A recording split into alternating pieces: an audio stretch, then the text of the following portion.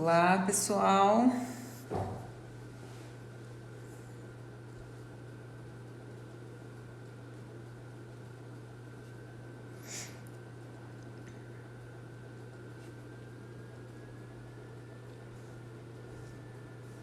Oi, meninas. Boa noite. Tudo bem aí no Goiás?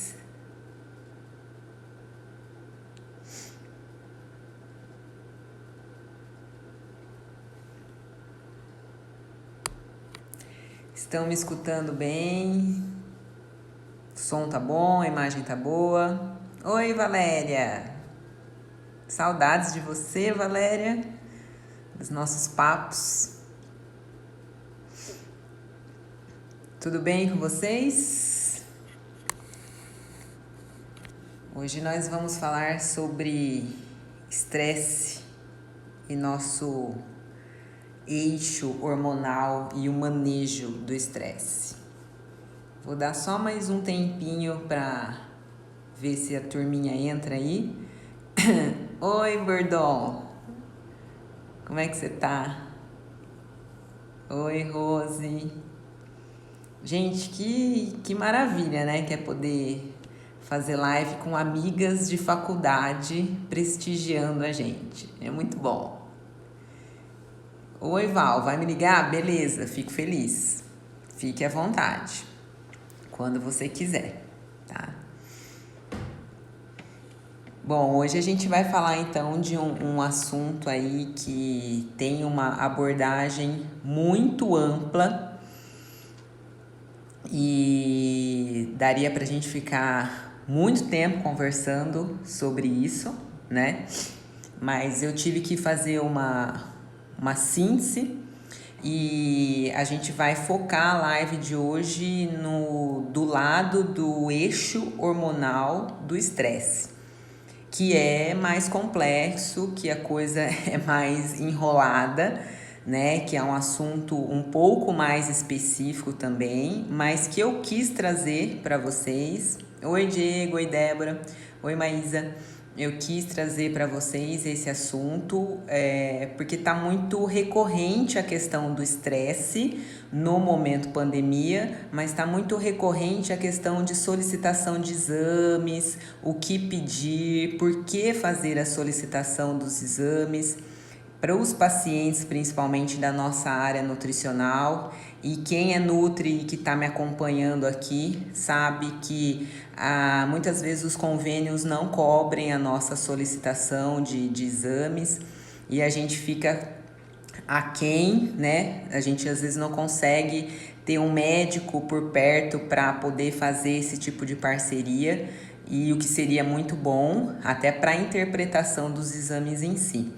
Então, hoje eu quis trazer um pouco sobre isso para vocês, mas quero aprofundar mais essa questão dos exames também no consultório, porque eu tenho feito em mim, né? Checado primeiro em mim e tenho visto aí grandes mudanças e grandes diferenças em todo esse um ano aí que eu descobri a endometriose e tudo mais. Então, para a gente começar a live de hoje, eu trouxe para vocês uma definição de estresse que eu peguei ali rapidinho no dicionário, só para a gente começar o nosso papo, tá? Eu vou ler para vocês. Então, o nosso dicionário, ele coloca pra gente que o nosso estresse, ele é um estado gerado pela percepção de estímulos que provocam excitação emocional e, ao perturbarem a homeostasia, que é o equilíbrio do nosso corpo, levam o organismo a disparar um processo de adaptação caracterizado pelo aumento da secreção de adrenalina, ou seja, a gente fica mais estimulado, com várias consequências sistêmicas, ou seja, com várias consequências no nosso corpo. E é justamente isso sobre isso que a gente vai falar. No momento que estamos vivendo de pandemia, estresse e tudo mais, a gente tem tido muito mais insegurança. Então, o que a gente percebe no nosso meio hoje é que a gente tem um desequilíbrio, Vamos pegar agora o lado da medicina chinesa, de fígado, de baço pâncreas, por causa de toda a insegurança, de medo que a gente tem vivido. E isso tem ocasionado o que a gente chama de estresse. Então, vivemos estressados. Só que o estresse no nosso corpo, ele pode se manifestar de várias maneiras. Eu posso ter um aumento na minha fome, no meu apetite, por exemplo. Eu posso ter uma alteração no meu sono, ou entrecortando o meu sono, ou mudando o mecanismo de melatonina, de secreção de melatonina, secreção de cortisol, ou promovendo a insônia de fato. Eu posso ter uma redução no meu rendimento mental, uma redução no meu rendimento físico. E vocês devem ter percebido que em todos esses meses de quarentena a gente vem oscilando, né? Sono tumultuado, sem vontade de fazer as coisas, a gente não rende do mesmo jeito que rendia antes, às vezes com muita desmotivação, com muito cansaço, muitas vezes sem estar trabalhando da mesma forma que trabalhávamos antes. Então, ansiedade aumentada e todas essas outras questões alteradas. Ou seja, nós estamos descompensados por causa do ritmo de estresse que a gente está tendo e a gente está fazendo várias coisas ou buscando várias coisas para controlar, que é o que a gente chama do manejo do estresse. Tem uma mistura de tudo isso. Eu também. Então, a gente tem trabalhado em relação a equilibrar, né? A nossa busca sempre é equilibrar. Oi, Dri. Então, o que a gente vai falar hoje, ou tentar falar hoje, é sobre cortisol, tireoide e hormônios sexuais, a questão hormonal. Mas, antes de mais nada, é legal a gente tentar falar um pouquinho sobre o estresse oxidativo, que não é o que a gente vai abordar hoje na live. Mas provavelmente numa próxima live, quando eu conseguir convencer uma amiga minha a fazer comigo, a gente vai falar um pouco mais sobre estresse oxidativo e como ele pode promover doenças no futuro pra gente. Porque aí a gente começa a ter um aumento na liberação de radicais livres, espécies reativas de oxigênio, a gente se oxida com mais facilidade e o nosso sistema antioxidante, que é um sistema que vai tamponar, que vai equilibrar isso, que vai segurar isso, ele não está tão eficaz. Então eu faço a liberação, eu crio mais radicais livres no meu corpo e com isso eu me oxido com mais facilidade e eu posso desencadear doenças mais sérias em relação a isso, como um câncer, por exemplo. Então, esse estresse oxidativo, ele tem um viés muito legal com o estilo de vida que eu levo e com a alimentação que eu consumo. Quer dizer, os alimentos que a gente vive insistindo para os pacientes comerem, que são frutas, vegetais, verduras, etc., eles são importantes muito por causa dessa questão do tamponamento. Eu coloco coisas antioxidantes para evitar o meu estresse oxidativo, desde formação de rugas, né, e manchas na pele até o aparecimento de um câncer, por exemplo. Mas isso vai ser o assunto para uma próxima live, beleza? Então, vamos voltar ao eixo hormonal. Vamos falar sobre o cortisol primeiramente. O cortisol, provavelmente vocês já ouviram falar nele. Ele é mais expresso, esse hormônio, no período da manhã, onde por volta de 7, 9 horas da manhã, a sinalização, o nível dele está mais alto. Na verdade, ele age na contramão da melatonina. Então, se a gente fosse fazer uma curva, a melatonina começa a cair e o cortisol começa a aumentar, no sentido da gente acordar, da gente estar preparado para o início, né, do dia, por exemplo. E aí a gente já tem que começar a perceber que muito provavelmente a melatonina alterada, que não é o nosso foco da live hoje, mas aquela pessoa que não está dormindo direito, que está com distúrbio de sono, que ela não está fazendo os ciclos de sono legal, que não tem um consumo bom de vitaminas do complexo B, por exemplo, que tem deficiência de ácido fólico, de vitamina B12, como eu falei hoje nos stories, ela deve ter uma melatonina alterada, ou ela pode ter uma genética para ter essa questão alterada. E o cortisol pode estar vindo na sequência. Então, a gente não pode se basear só num exame, só num hormônio para a gente dar um diagnóstico. A gente tem que acompanhar isso de uma forma um pouco mais específica e olhar outros fatores que estejam relacionados, né? Então, a gente não pode se centrar só em alguma coisa. Então, o cortisol é normal que ao acordar a gente tenha ele mais elevado. Só que às vezes em alguns exames de sangue, quando a gente solicita cortisol, a gente tem um laudo ali, um resultado de um cortisol mais baixo já ao acordar, o que não é comum. E isso a gente já começa a ver que aquele paciente está bem tumultuado, né? Então quer dizer que o exame dele está bem fora do eixo, que pode estar indicando fadiga crônica, por exemplo, nesse paciente, que ele já vem vindo de estresses há muito tempo, de alterações há muito tempo aí. Então, é natural que ele esteja elevado no período da manhã e depois ele vai sinalizando e abaixando. Então, numa solicitação de exame, a gente vai pedir o cortisol basal normal e o cortisol salivar para complementar essa interpretação. O cortisol ele está relacionado a mecanismos específicos de renovação muscular. Então, o cortisol está relacionado à nossa renovação, à nossa síntese de massa magra, de tônus muscular, de músculos em si. Ele está super relacionado ao nosso sistema imune, então a gente tem que observar e trabalhar principalmente agora a nossa imunidade. Então o cortisol, né, um distúrbio no nosso cortisol, o nosso sistema imune, por exemplo, vai ser muito prejudicado, nosso sistema imunológico. A renovação óssea, assim como a renovação dos tecidos musculares. A queima de gordura, que isso muito nos interessa. Então, cortisol alterado já tá com cara que o paciente não tá queimando gordura direito, do jeito que ele deveria, e que ele deve estar dando uma atrapalhada de alguma forma na massa magra dele, na massa muscular dele, que são dois pontos muito importantes para a nutrição esportiva e para a nutrição de emagrecimento, que a gente vai chamar de clínica aqui.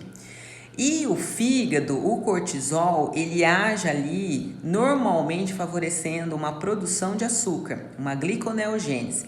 Então a gente tem que observar que se eu pegar um exame de um paciente que está com cortisol alterado, provavelmente ele está formando mais açúcar no fígado, está favorecendo um acúmulo, né, de gordura via açúcar, provavelmente na região abdominal, mas aí a gente tem que identificar outros fatores.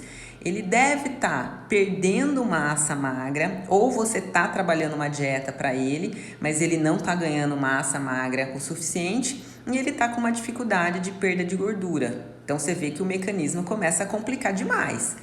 Por isso é importante a gente investigar. Normalmente aqueles pacientes bem estressados que passaram por situações muito críticas naquele determinado momento, eles apresentam uma alteração de cortisol. Mas você também suspeita isso naqueles pacientes que estão estagnados no acompanhamento, por exemplo, né? Então, o que a gente tem que acompanhar? Pode ter uma alteração nos nossos glóbulos brancos, nos leucócitos no nosso exame, pode sinalizar um maior acúmulo de gordura, como eu falei, uma sinalização menor da queima de gordura, uma redução na massa magra, fadiga crônica, alteração no sono, por exemplo. Então, são fatores que a gente tem que observar e, como eu disse, pegar os exames, os outros parâmetros avaliados e observar o que está acontecendo. Débora, é isso mesmo, tá? Então, lembrando que às vezes o paciente está em emagrecimento e conseguindo o resultado, mas ele ainda está com o eixo hormonal dele um pouco complicado. E isso não é uma prática tão comum do nutricionista, né? Investigar, porque isso mexe com muito hormônio. E normalmente quem trabalha com análise muito hormonal são os endocrinologistas e não os nutricionistas. E muitas vezes, como eu falei no início da live, você faz uma solicitação mais completa de exames hormonais e você é barrado pelo convênio da pessoa, porque eles não fazem mediante o seu pedido, porque você é nutricionista, você não é médico. Então, muitas vezes a gente fica barrado com isso mas eu estou fazendo essa live justamente para que vocês entendam e comecem a pensar agora que vale a pena investigar mais esses parâmetros com mais cuidado, com mais atenção também, tá?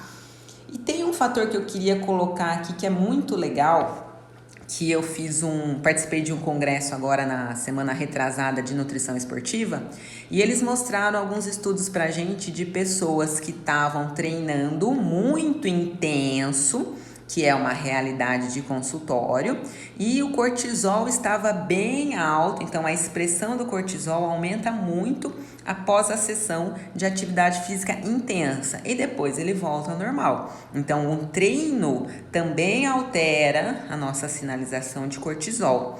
Assim como aquelas pessoas que iniciaram os treinamentos, né? Então, eu era sedentária e hoje eu começo a fazer uma atividade física e aquilo tá intenso para mim. Ou seja, eu também tenho aí uma sinalização maior de cortisol e depois ele volta. O que isso quer dizer? Isso quer dizer que na prática você pode estar com um paciente que está totalmente estressado, já vem descompensado há muito tempo e aí, para emagrecer, porque ele não está conseguindo, ele começa a fazer, oi Nath, ele começa a fazer muito mais exercício. Só que ele está fadigado, ele está cansado, ele não consegue render, ele está com uma fadiga inclusive crônica, mental às vezes. E aí ele piora o cortisol dele.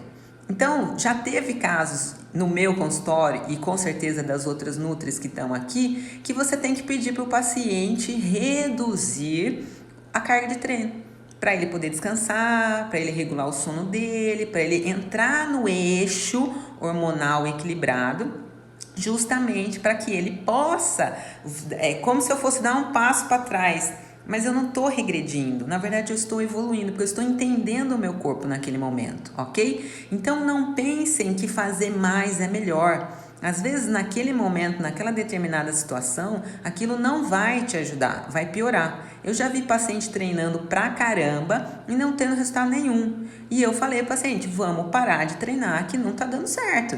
E o paciente descansou um pouco, parou de treinar e começou a ter resultado. Então, o equilíbrio, como a gente sempre fala, é muito importante, ok?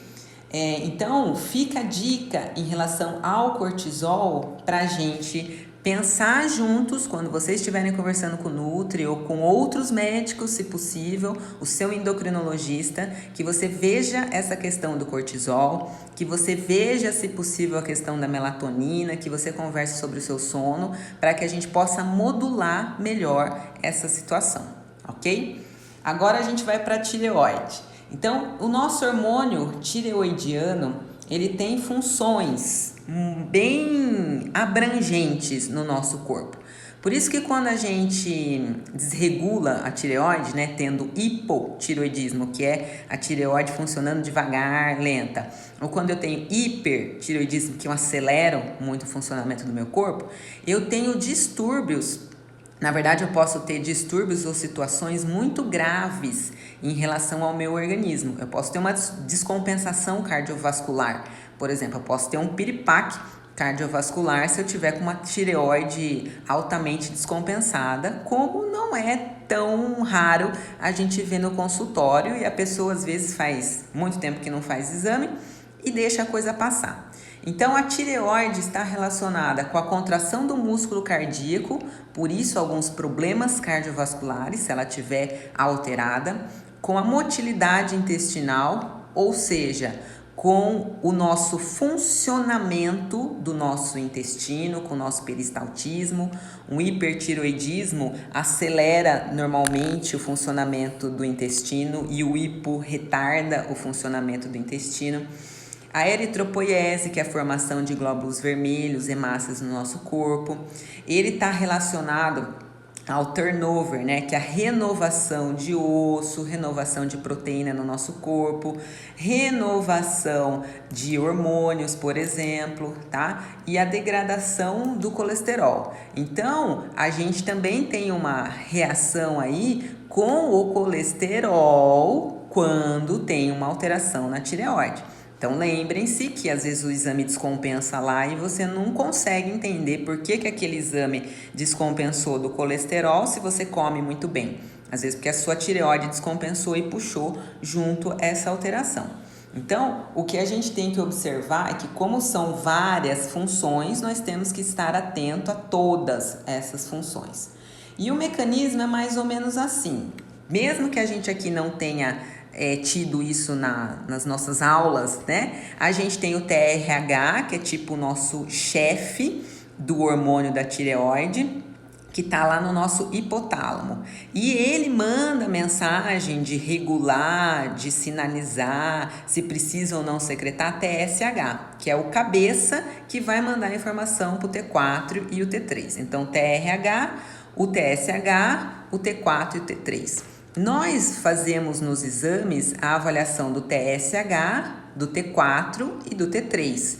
Normalmente é mais comum que a gente solicite TSH e T4 livre. Mas pelo que eu estava estudando esses últimos meses, nesse congresso que eu participei, valeria a pena a gente investigar todos os hormônios, seja o T4 e o T3 livre, assim como a fração total, que seria só o T4 e só o T3, tá? Mas, de qualquer forma, o que a gente tem que observar é que nesse eixo, que um desencadeia o outro, ele pode estar descompensado. Então, um que era para estar estimulando o outro não está. E aí, ele fica bloqueado, ele fica parado. Então, ele não manda mensagem para o outro para ele secretar direito aquela função. E aí é onde você entra num hipotiroidismo ou no hiper ou no hipotiroidismo, por exemplo, tá? E aí tem, de novo, pontos interessantes em relação a isso, que a gente tem visto que dietas ricas em glúten, então lembra do bendito do glúten, né, dos trigos, por exemplo, que é mais comum o glúten no trigo, tem alterado o funcionamento normal desse eixo TRH, TSH, T3, T4. Então, dietas ricas em glúten, dependendo da pessoa, pode estar tendo uma influência na desregulação da tireoide, por exemplo. Assim como a deficiência de ferro, sérico, ferro no sangue, e ferritina, que é aquele estoque de ferro.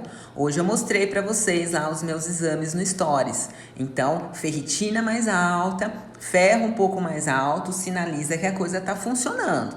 Ferritina exacerbada tem alguma inflamação, alguma coisa errada. Em ferritina muito baixa e ferro muito baixo, pode favorecer uma alteração também nessa tireoide. Então, observar esses fatores aí.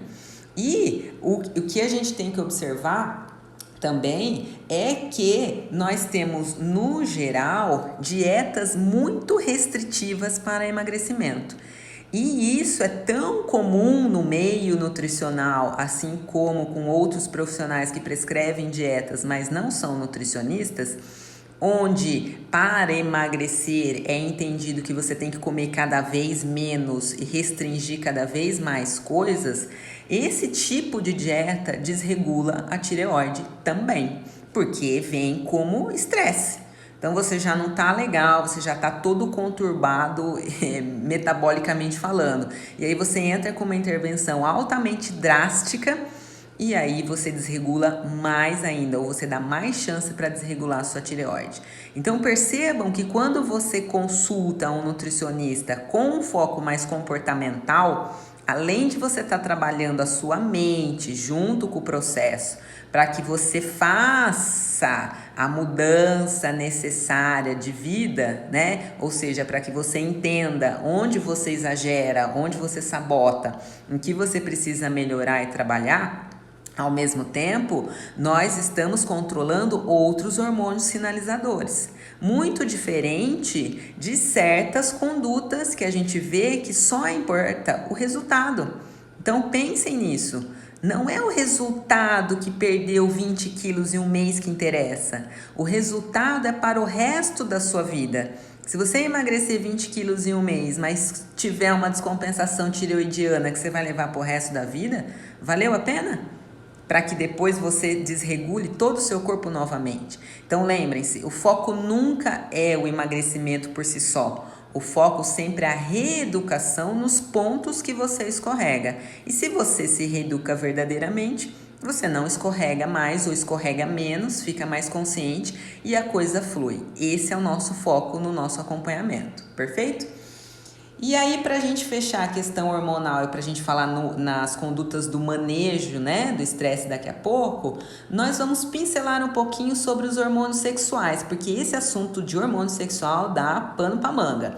E, óbvio, nós estamos apenas conversando hoje. Então, os nossos hormônios sexuais, nós temos ali basicamente a testosterona, que todo mundo fala dela, o estrogênio, o estradiol, o LH, o FSH e tudo mais.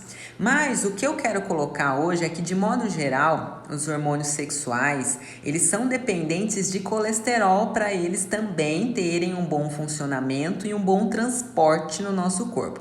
Então, isso quer dizer que eu tenho que comer um monte de porcaria e ter, né, que tenha gordura, um monte de gordura para aumentar o colesterol? Não, não é isso. Isso quer dizer que as nossas dietas, a nossa alimentação tem que ter uma fonte de gordura boa. Nós temos que ter um nível, um percentual de gordura interessante na nossa dieta para que a gente tenha também um bom funcionamento dos nossos hormônios sexuais. E antigamente era muito comum a gente vê as dietas que restringiam gorduras boas, né? Era muito comum a gente ver que não tinha azeite na dieta, que tudo era frito na água, etc., que não se consumia abacate e por aí vai. E hoje não. Hoje a gente já tem uma conduta muito comum, muito natural de introduzir gorduras e gorduras boas, principalmente no nosso cardápio, como o abacate, que a Vivi tá falando, o azeite, a linhaça, as castanhas e por aí vai. Então, a própria manteiga, dependendo do caso para cozinhar, assim vai. Então, de novo, equilíbrio no consumo. Não vai adiantar nada eu restringir a minha gordura da dieta pra caramba, e aí eu vou começar a ter algum tipo de descompensação na sinalização dos meus hormônios sexuais ou no meu apetite sexual, aí vai interferir em várias questões aí. Então, no geral, o que a gente precisa lembrar é, se a dieta for equilibrada, os meus hormônios provavelmente vão estar funcionando bem. E aí eu queria colocar como é que chama quando a gente cria não é um suspense. Queria colocar uma coisa aqui em evidência, que é a questão do DHEA, que é um hormônio que a gente avalia nos exames também, né? Mas o pessoal tem uma tendência de suplementar DHEA, porque esse DHEA é muito comprado facilmente nos Estados Unidos, nas farmácias, tal, como suplementação para melhorar a testosterona. Então a mulherada vai tomando DHEA, os homens vão tomando DHEA como se fosse vitamina, como se fosse complexo vitamínico. E na verdade, quando você faz esse tipo de suplementação aleatoriamente, sem fazer um exame de sangue, sem dosar esse DHEA, por exemplo, você pode ter favorecer a precursão do aumento da testosterona. Então ele pode virar de fato testosterona, ou ele pode aromatizar, que a gente fala mudar o caminho, e virar estradiol, ou seja, hormônio feminino. Então eu posso ter um paciente homem que está tomando DHEA, mas ele não está convertendo aquilo para testosterona e está convertendo aquilo para hormônio feminino. E vice-versa. Então isso é muito complicado, porque é muito comum na nutrição esportiva a gente ver esse tipo de suplementação, e isso foi colocado nesse congresso que eu participei esses últimos finais de semana. Então, os exames para a gente avaliar a parte hormonal, que eu vejo muitos homens, né? Pede para mim testosterona. Não adianta nada. Se eu pedir testosterona total para ele, eu não vou conseguir ver nada. E às vezes está baixo, e às vezes está alto, e a pessoa está com sintomatologia. Então eu não posso só pedir testosterona, eu tenho que pedir testosterona total, testosterona livre, eu tenho que pedir a proteína transportadora da testosterona, que é SHBG, que é uma globulina que transporta essa testosterona para os lugares que precisa. E essa globulina, ela pode estar não trabalhando direito, não linkando direito com a testosterona, e você ter uma testosterona livre mais baixa ou livre mais alta por causa dessa alteração nessa globulina e não por causa da testosterona em si, né? Eu tenho que pedir DHT, DHEA, E aí entra uma questão muito interessante, que é muito pouco falada, das meninas com alterações de ovários policísticos ou cistos no ovário, ou a síndrome do ovário policístico, que essas meninas elas não têm enzimas, não é que não tem, elas têm a enzima, mas a enzima não trabalha direito nessa conversão testosterona DHT. Então, a testosterona DHT trabalha-se de forma ineficiente, que chama-se essa enzima 5-alfa-redutase. Então, essa enzima, como ela não está funcionando direito, nas meninas com ovário policístico, elas começam a apresentar uma pele oleosa, mais acne, por exemplo, né? Aquelas manifestações naturais da síndrome do ovário policístico, mais pelo, né? Então isso é uma coisa que eu tenho certeza, né? Porque a gente não recebe nenhum tipo de exame desse quando a gente tem uma menina ou uma mulher com ovário policístico, por exemplo. E seria muito interessante que a gente fizesse para a gente poder identificar e sinalizar.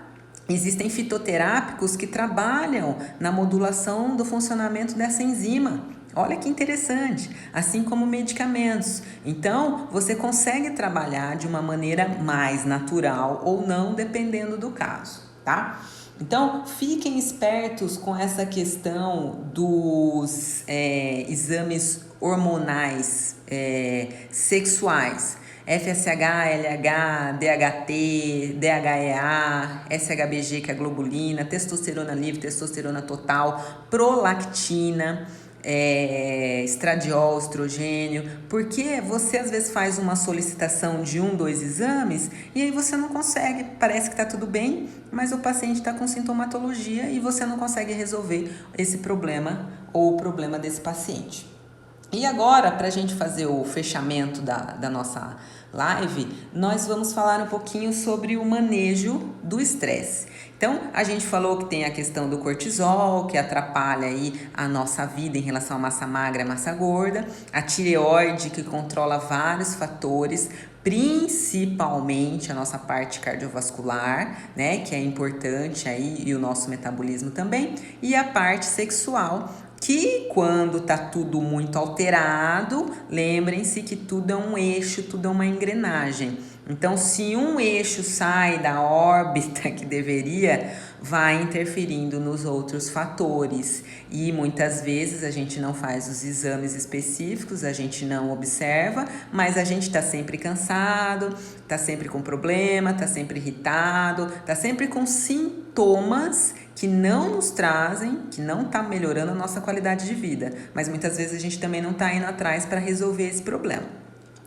Então, o que a gente pode fazer? Vamos começar com algumas dicas de fitoterápicos. Então, como sempre, eu deixo bem claro aqui que ninguém vai tomar fitoterápico por conta. Nós vamos usar fitoterapia quando for necessário, com um profissional que saiba fazer a prescrição e que seja habilitado. Então, eu não posso ir lá na farmácia e comprar um fitoterápico aleatório, porque às vezes eu vou consertar uma coisa e eu vou piorar outra coisa. Então, dentro dos fitoterápicos, em relação à literatura nos mostra que existem os fitoterápicos adaptógenos, quer dizer, eles entram no nosso corpo com uma função de fazer uma adaptação. Oi, Rodrigo, tudo bom? Com uma função de adaptação. Ou seja, se eu tô com um problema X, ele vai lá e vai consertar o problema X. Se eu tô com um problema Y, ele vai lá e vai consertar o problema Y. Então, ele vai adaptar aquela situação. E o estresse, a ansiedade, são fatores que fluem super bem com fitoterápicos adaptógenos. Normalmente dá muito certo. Tanto numa situação como agora a pandemia, como numa situação menopausa, que a mulher está estressada, por exemplo, tá? Então, a ashwagandha, que é um fitoterápico muito legal, usado em mulheres normalmente, a gente pode usar na área esportiva para fazer adaptação de treino, mas a gente pode usar em mulheres menopausadas, a gente pode usar em relação ao estresse, por exemplo, né? É a Vitânia sonífera. A rhodiola rósea, que eu já falei dela na outra live passada, que é o meu adaptógeno preferido, que eu particularmente já usei. Ela tem uma função interessante na melhora da performance na melhora da performance física, na melhora da performance mental. Ela é um antifadiga também. O ginseng, né? O Panax ginseng é o ginseng coreano, ele é bem comum e o pessoal toma a rodo, a torta direito, mas tem contraindicações, principalmente em pacientes ansiosos demais. O ginseng não evolui legal normalmente. O ginseng siberiano é o Eleutherococcus sinticosus, então também é um outro tipo de ginseng. E o Astragalus membranáceos, por exemplo, ele também é super usado. O astragalo, que a gente chama, é bem conhecido nessa área de adaptógenos. A Schizandra sinensis também é bem conhecida. E aí a gente pode usar outros fitos, né, dependendo das situações críticas aí, para modular algumas coisas, mas aí já não é adaptógeno. O Tribulus terrestris. Então o pessoalzinho vai lá e toma Tribulus para aumentar a testosterona. Não necessariamente, mas ele pode melhorar muito o libido do paciente, por exemplo, em mulheres menopausadas. Ele pode melhorar a performance esportiva, mas não necessariamente aumentar a testosterona, não aumenta a massa magra, é muito pouco evidente isso. Mas o pessoal toma rodo achando que vai ficar super musculoso. A mucuna pruriens, ela é muito utilizada na redução de prolactina em homens. Às vezes a gente pega exames de homens aí com prolactina muito alta, por exemplo, e isso não pode acontecer. E é utilizada no esporte para dar uma melhorada no rendimento esportivo. E o fenogrego, que é a Trigonella fenogrego, por exemplo, ela também tem uma função de melhora no desempenho esportivo. Então, o que a gente tem que avaliar numa situação dessa é se o paciente toma remédio, se o paciente toma algum remédio controlado, tarja preta, dependendo da situação, o fitoterápico nem cabe, nem pode ser utilizado. Então, fiquem muito espertos com isso, tá? Que fitoterapia não é brincadeira, tem que ser muito bem utilizada.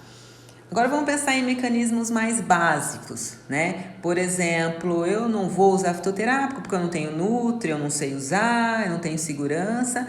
Então eu quero fazer um manejo do estresse mais normal. Como que eu posso fazer? Você pode fazer com chá. E aí você vai ter que usar o chá de uma forma como se ele fosse um medicamento para você. Então, alguns chás têm funções, agem no nosso cérebro no sistema GABA, com uma função GABAérgica. Seria mais ou menos com uma função de equilibrar, de dar uma função ansiolítica, de acalmar, seria mais ou menos isso. E aí, esses chás, eles podem ser desde aqueles básicos que a gente está acostumado a usar, que a gente sempre coloca lá na dieta, né? São as infusões, a camomila, a erva cidreira, melissa ou capim-santo, que são nomes parecidos, o maracujá, a lavanda, o jasmim e o mulungu, que esse último a gente deixa para aquela pessoa que está num nível de estresse maior e com mais alterações de sono, por exemplo. E aí o manejo desse chá pode ser utilizar ele durante o dia, em algumas situações específicas, fora das refeições. Então, não em cima de uma refeição, às vezes para não ter interação ou não atrapalhar a absorção de nutrientes. A gente pode usar alguns chás calmantes se eu estiver muito estressada e muito ansiosa ou ansioso, no meio da manhã, no meio da tarde e antes de dormir. Então, mais ou menos aí uns 3 chás diferentes com funções semelhantes. Por exemplo, oi Marisa, tudo bom? Então, com esse tipo de sinalização.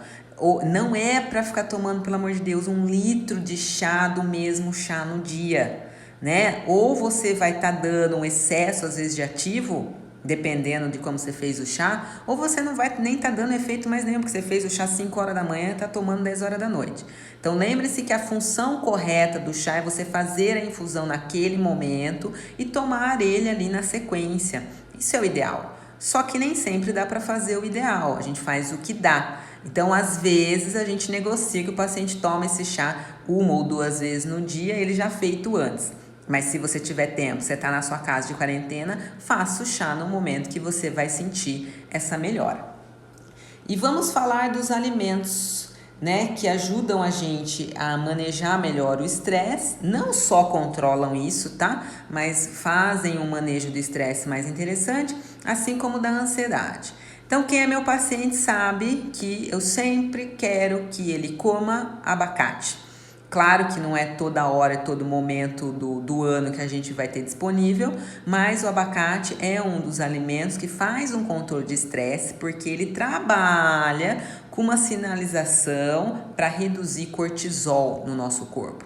Então, para emagrecimento, o abacate cabe, entra sim, assim como para ganho de massa muscular, o abacate também entra. O jeito que você vai comer o abacate que é o segredo da história. Então, não é com leite e não é com açúcar e nem com leite condensado.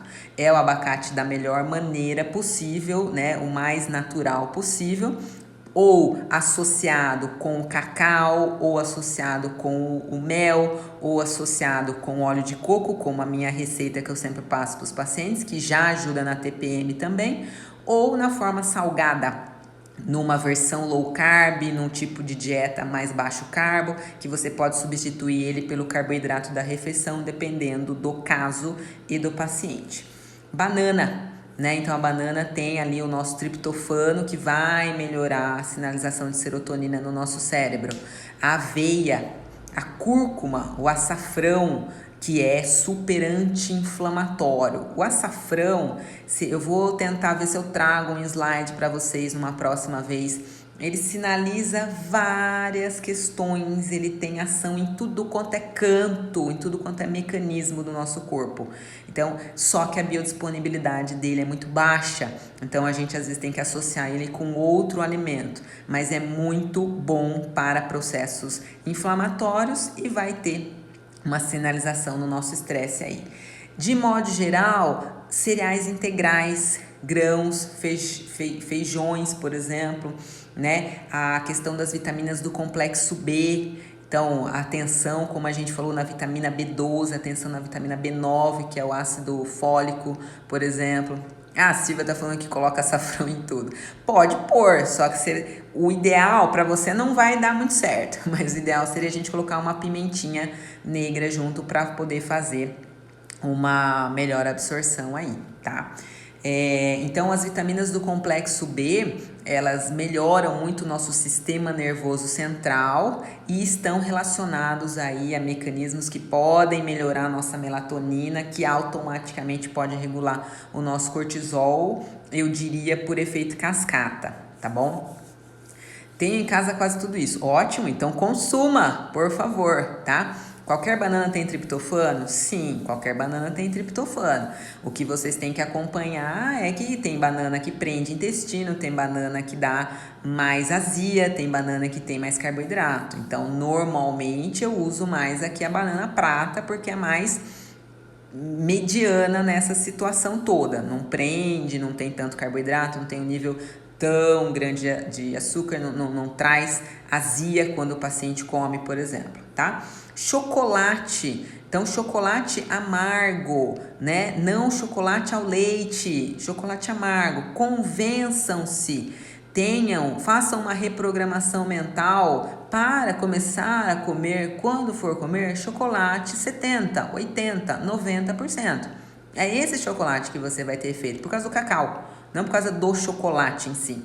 E ele não é que ele não vai liberar serotonina e dopamina, você vai ter esse tipo de liberação, mas você vai ter como se fosse menos pico, então você tem menos efeito rebote, você tem menos chance de comer compulsivamente aquele doce. Por isso usar o cacau numa receita, por exemplo, com abacate, o cacau em pó, o amargo, exatamente. Então desvinculem-se, reprogramem o paladar e a mente para alimentos com o menor índice de açúcar possível.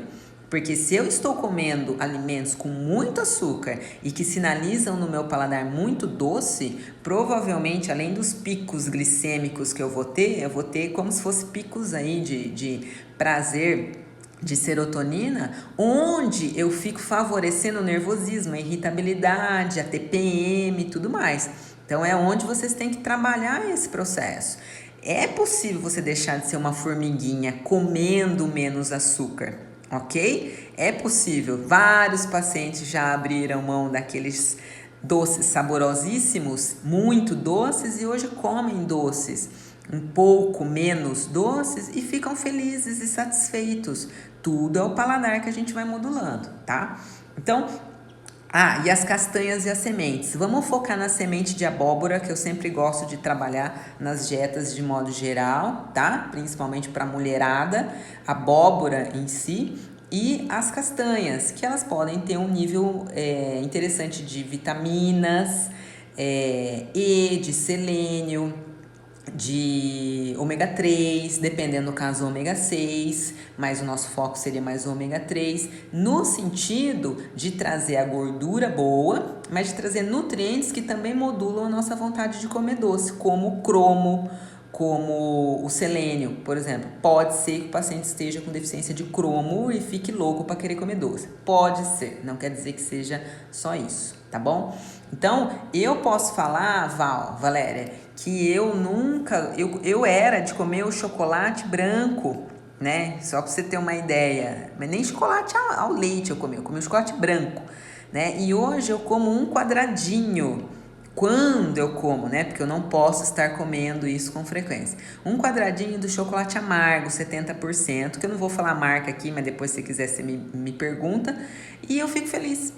Então, olha como mudou, olha como eu modulei, como eu consegui modular. Eu pegava sempre chocolates mais doces e comia um volume bem grande. Agora eu pego um quadradinho. Então, tudo aí é uma questão de modulação, tá? Então, em relação aos alimentos, para a gente ir fechando, esses são os que eu separei para vocês. Mas existem mais coisas. O que é importante é que vocês entendam que não é assim, vou comer abacate, meu estresse vai reduzir, tá tudo certo. Não. Existe um equilíbrio das refeições, um equilíbrio das informações que a gente faz. Então, não adianta você comer abacate no seu lanche da tarde e à noite você comer pastel.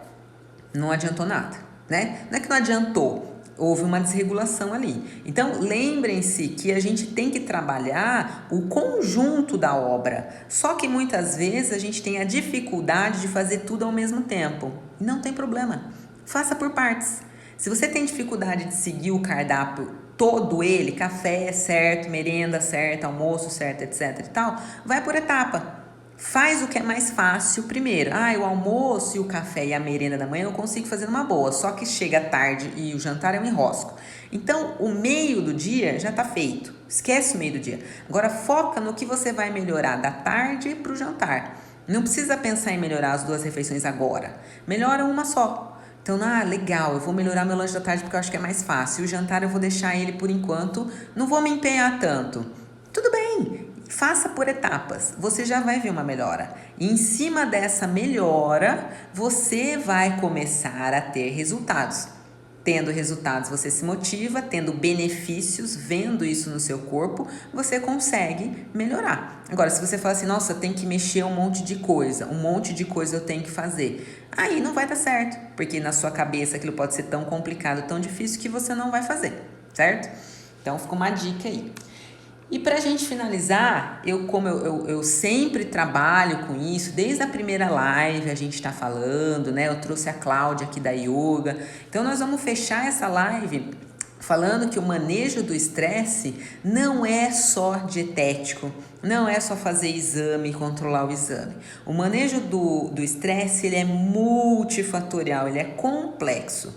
E eu sei que muitas vezes a gente não tem condição de cuidar de tudo. E eu sou nutricionista, então óbvio que eu vou pegar da parte hormonal, da parte nutricional, né? Mas eu quero que vocês entendam que a gente precisa trabalhar outros aspectos que trabalham a nossa mente e que sejam complementares, que a gente chama.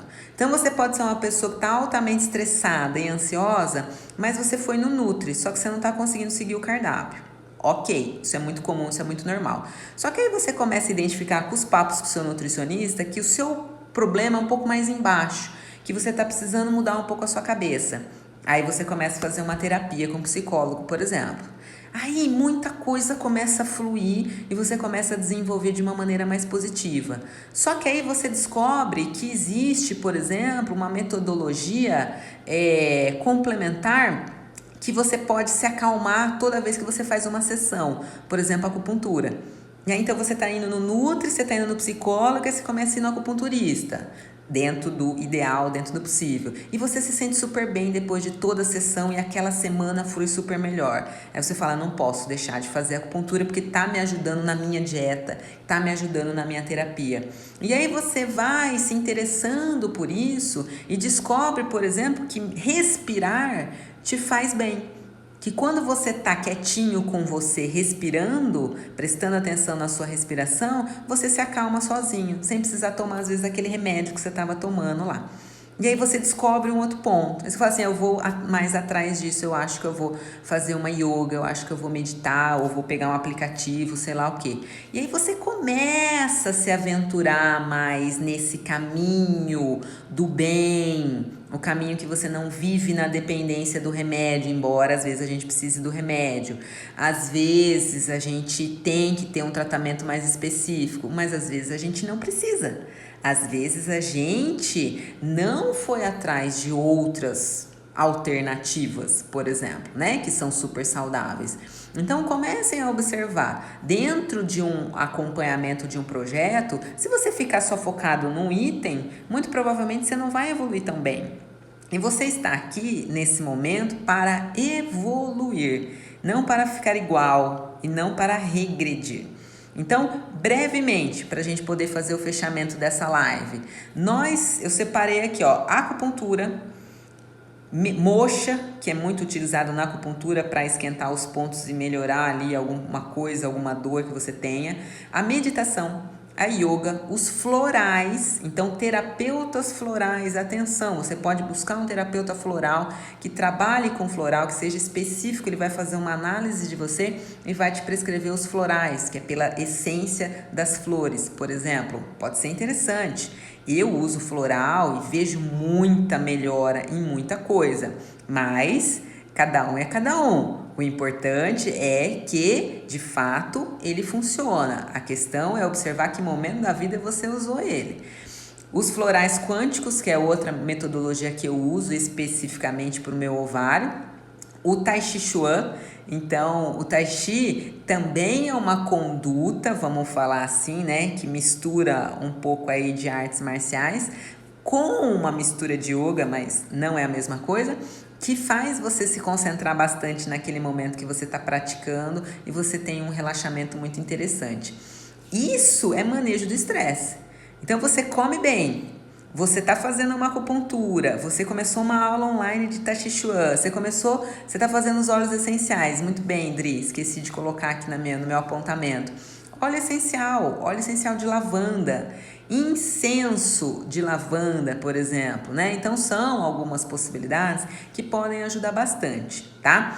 Então, só para a gente entender que não adianta a gente só ir para um lado. A abordagem tem que ser total, tem que ser multifatorial. E quanto mais você tiver essa abordagem e você tiver disposto para isso, mais resultados você vai ter.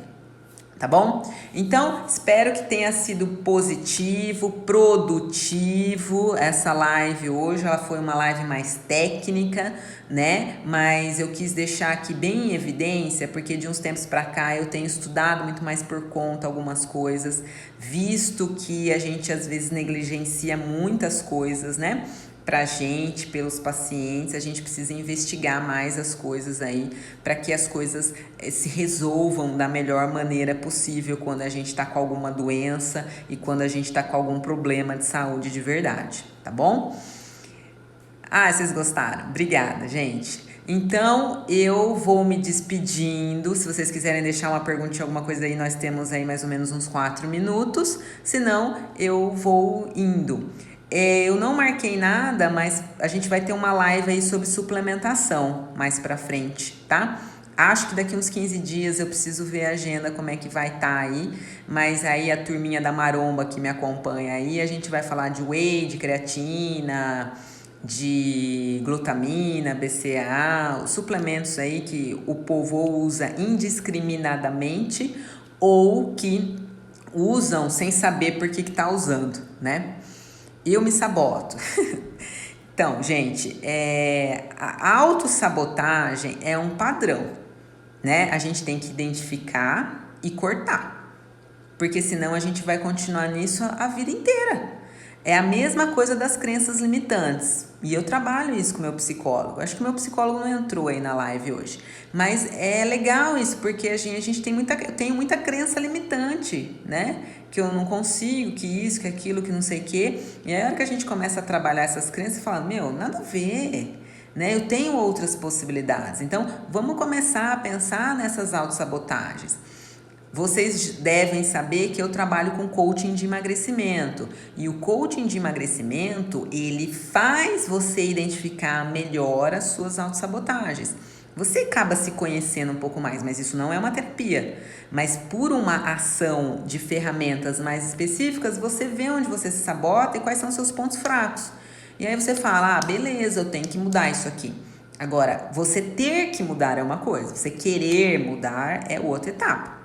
Lembre-se, nunca é fácil uma mudança, mas ela tem uma cara que sempre vai ser positiva. É que a gente tem medo de não conseguir, porque a gente acha que já vai fracassar mesmo, então a gente nem começa, a gente nem faz e deixa do jeito que tá. Só que a gente não fica feliz e nunca vai estar feliz, porque eu nunca consegui, eu nunca arrisquei de verdade.